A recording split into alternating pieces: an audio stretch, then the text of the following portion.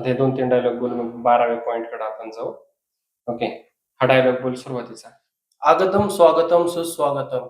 आलेल्या सर्व अतिथी मान्यवर पाहुणे मंडळींचे मनपूर्वक स्वागत. ओके. हा कॉमन डायलॉग आपला क्लिअर झाला. असे अनेक डायलॉग येतात आपले जे हळूहळू पुढे शब्द वाढत जातात किंवा त्याच्यातले वाक्य वाढत जातात. आता पुढे वेळेचं महत्व हायलाइट करणारा डायलॉग बोल. कार्यक्रमाच्या निमित्ताने आपल्या व्यस्त दिनक्रमातून वेळात वेळ काढून उपस्थित असलेल्या सर्वच अतिथी मान्यवरांचे मनपूर्वक स्वागत. ओके. त्याच्यानंतर कार्यक्रमाचा नामोल्लेख आपल्याला करायचा. मग कार्यक्रम कोणता आहे ते आपल्याला इथे घ्यायचंय. आता इथं उदाहरणामध्ये आपण काय घेतलंय, मंगलमय सोहळ्याच्या निमित्तानं. पण प्रॅक्टिससाठी इथं जवळपास मला वाटतंय 10 ते 12 कार्यक्रम दिलेले आहेत नावं. इथे घ्यायचे. मग फॉर एक्झाम्पल कार्यक्रमाचा नामोल्लेख करणारा डायलॉग काय? आज या मंगलमय सोहळ्याच्या निमित्तानं उपस्थित असलेल्या सर्वच मान्यवर पाहुणे मंडळींचे मनपूर्वक स्वागत. मग इथं वरती हायलाइट काय? मंगलमय सोहळ्याच्या निमित्ताने. मग तिथे आपल्याला रिप्लेस काय खाली जे एक्झाम्पल दिलेले ते टाकायचंय. आज या वाढदिवस सोहळ्याच्या निमित्ताने, आज या साखरपुडा सोहळ्याच्या निमित्ताने, आज या हळदी समारंभाच्या निमित्ताने, आज या भूमिपूजन सोहळ्याच्या निमित्ताने, आज या अनावरण सोहळ्याच्या निमित्ताने जे काय आहे ते. Okay, start. आज या साखरपुडा समारंभाच्या निमित्ताने उपस्थित असलेल्या सर्व मान्यवर पाहुणे मंडळींचे मनपूर्वक स्वागत. आज या हळदी समारंभाच्या निमित्ताने उपस्थित असलेल्या सर्व मान्यवर पाहुणे मंडळींचे मनपूर्वक स्वागत. आज या सेवापूर्ती कार्यगौरव सोहळ्याच्या निमित्ताने उपस्थित असलेल्या सर्व मान्यवर पाहुणे मंडळींचे मनपूर्वक स्वागत. ओके. म्हणजे हा मुद्दा एकदम क्लिअर झाला. याच्यात काही अडचण नाही. आता हे प्रॅक्टिस करताना तू काय करायचं, वेगवेगळे कार्यक्रम तिथे घ्यायचे आणि त्याचा सराव करायचा. वाक्य जरी 1 ते 1.5 ओळींचं असलं तरी सुद्धा त्याची जितकी चांगली तू प्रॅक्टिस करशील तितक्या चांगल्या व्हेरिएशन्सनी, आवाजातील चढ उतारासह, टॉनॅलिटीसह तू ते मांडू शकणार आहे. ओके. त्याच्यानंतर परिवाराचा नामोल्लेख. आता इथं खाली वेगवेगळे परिवार दिलेले. येस. आता इथं वाक्य काय? आज या मंगलमय सोहळ्याच्या निमित्तानं दातखेडी परिवार आणि गुरव परिवाराच्या विनंतीचा मान राखून उपस्थित असलेल्या सर्वच अतिथी मान्यवर पाहुणे मंडळींचे मनपूर्वक स्वागत. मग आता इथं दातखेडे आणि गोलपे, इथं देशमुख देशपांडे रिप्लेस करू शकतो, थोरवे आणि थोरात रिप्लेस करू शकतो, पानसरे आणि पवार रिप्लेस करू शकतो, बोंबले डोंगरे रिप्लेस करू शकतो, पानसरे ढोले रिप्लेस करू शकतो, जे काय असेल ते. ओके. येस.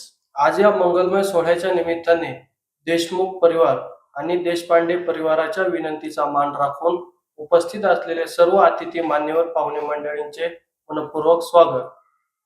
आज या मंगलमय सोहळ्याच्या निमित्ताने बोंबले परिवार आणि डोंगरे परिवाराच्या विनंतीचा मान राखून उपस्थित असलेले सर्व अतिथी मान्यवर पाहुणे मंडळींचे मनपूर्वक स्वागत.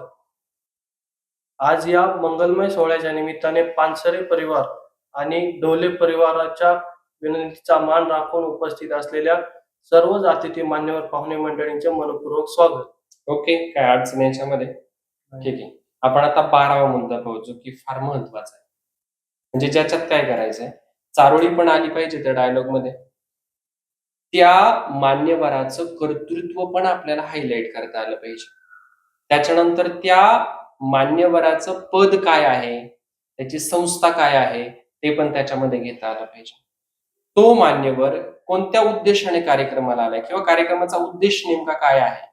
कार्यक्रम तो वाढदिवसाचा आहे, विवाह सोहळ्याचा आहे, भूमिपूजन सोहळ्याचा आहे, सेवापूर्ती कार्यगौरव सोहळा आहे, अनावरण सोहळा आहे किंवा वेगळा कोणता कार्यक्रम आहे.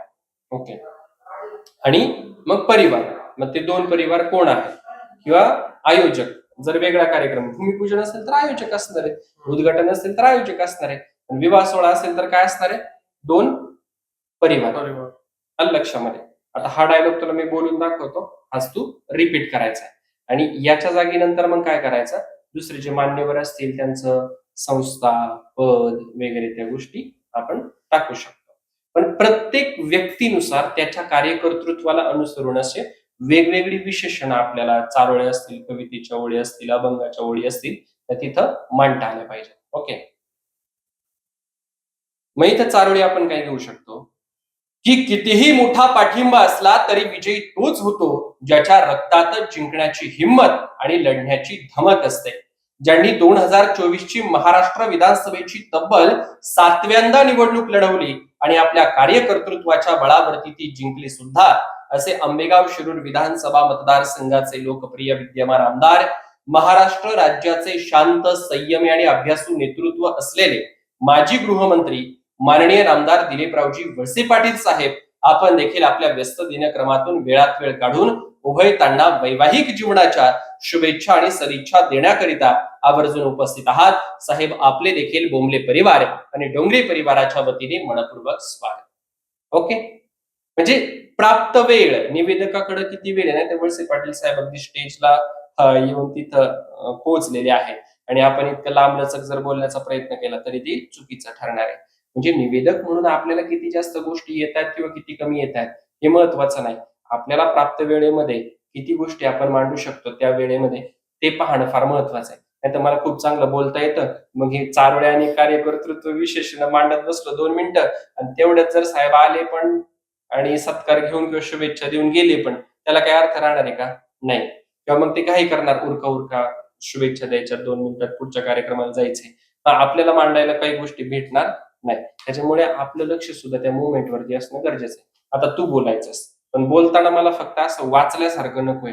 वाचणं आणि प्रॅक्टिस करताना ते त्या व्हेरिएशन्सनी घेणं याच्यामध्ये फरक आहे. येस. कितीही मोठा पाठिंबा असला तरी विजय तोच होतो ज्याचा रक्तातच जिंकण्याची हिंमत असते आणि लढण्याची धमक असते. मी तुला 1 मिनिट थांबवतोय. काय करायचंय इथं, आपण रेग्युलर घेतले का पुढे, ते जर चारोळी आहे तर एका लाईन मध्ये 4 शब्द घेतले, खालच्या लाईन मध्ये 5 शब्द आहेत, तिसऱ्या लाईन मध्ये 3 शब्द आहेत आणि चौथ्या लाईन मध्ये 4 शब्द आहेत. आपण ते सगळं मग एकाच लाईन मध्ये बसू शकलो असतो. त्याचा अर्थ असा आहे की तुम्हाला इथं थांबायचंय. ते जे 4 शब्द आहेत संपले का थांबायचंय.